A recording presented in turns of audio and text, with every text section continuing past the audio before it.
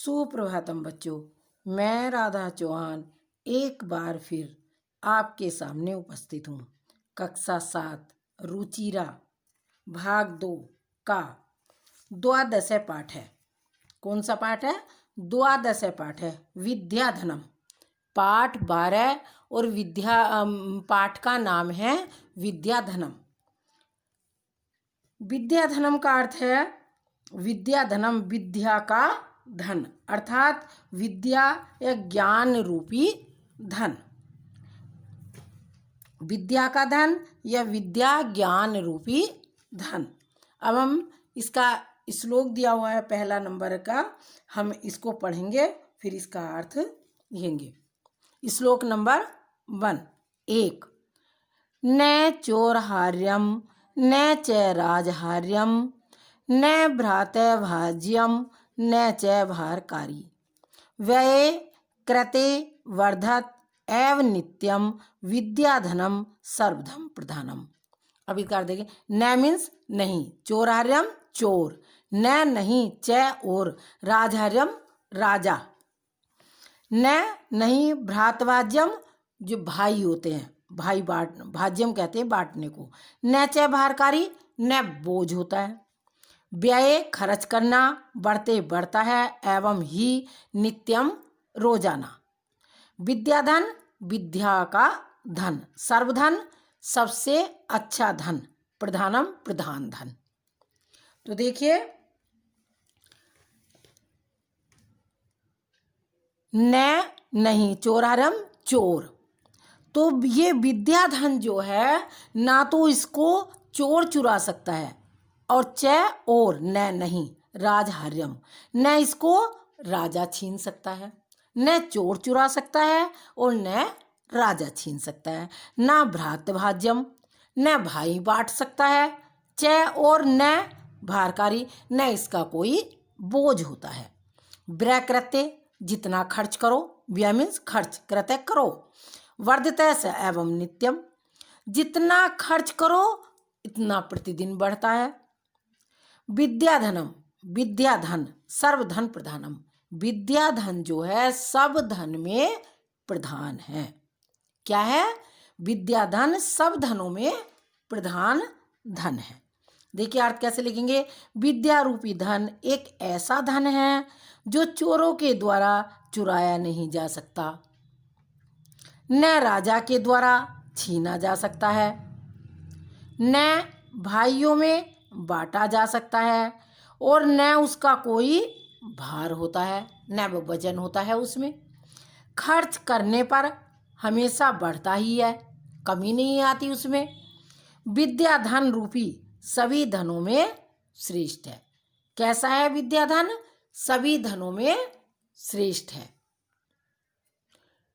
श्लोक नंबर दूसरा श्लोक देखिए, नंबर 2 का श्लोक।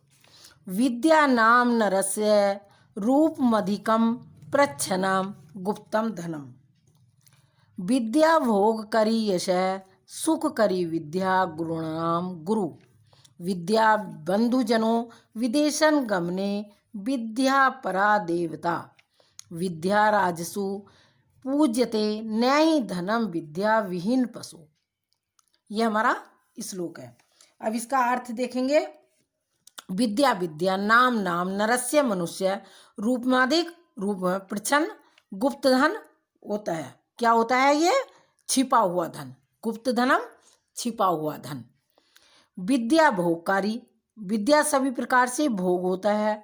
यश प्रसिद्ध होता है। सुख सुख, विद्या गुरुणाम गुरु, विद्या बंधुजनों भाइयों में, विदेश गमने विदेश जाने पर, विद्या विद्या परा देवता देवताओं से, बड़ा भगवान से, विद्या राजसु राजाओं में, पूजिता पूजी जाती है, न नहीं ही धनम धन, विद्या विद्या विहीन पशु बिना पूज के, बिना विद्या के पशु। विहीन मीन्स क्या है? बिना विद्या के पशु। अब इसका अर्थ देखिए। विद्या नाम नरस्य रूपमधिकम प्रच्छन्नम गुप्तम धनम। विद्या ही मनुष्य का सच्चा रूप है। विद्या ही मनुष्य का सच्चा रूप है। विद्या ही छिपा हुआ धन है। विद्या ही सच्चा रूप है और विद्या ही छिपा हुआ धन है। विद्या से ही सभी प्रकार के भोग, प्रसिद्धि तथा सुख प्राप्त होते हैं।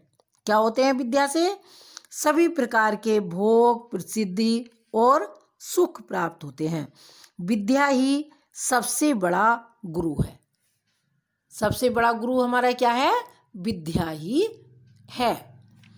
विद्या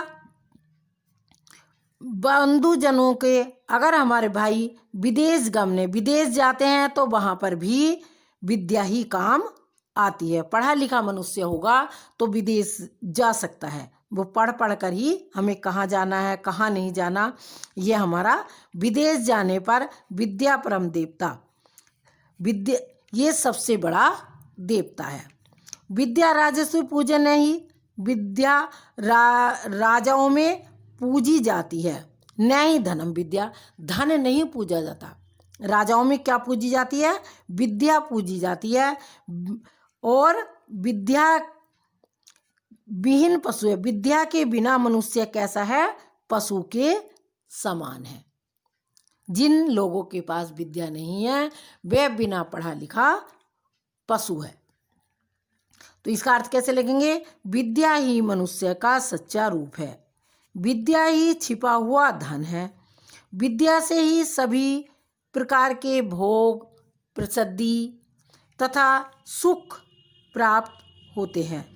विद्या ही सबसे बड़ा गुरु है हमारा। क्या है? विद्या सबसे बड़ा। जैसे गुरु से हमें ज्ञान प्राप्त होता है उसी तरह से हमें विद्या से भी ज्ञान प्राप्त होता है। विद्या ही हमारा सबसे बड़ा गुरु है। विद्या ही विदेश जाने पर सच्चा मित्र है।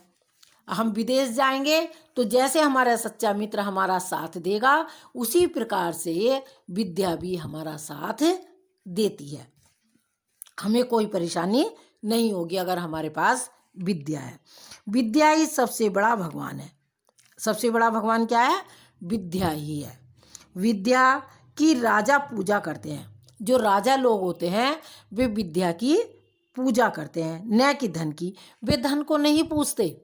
राजा लोग हम विद्या की ही पूजा करते हैं। इसलिए विद्या के बिना मनुष्य पशु के समान है।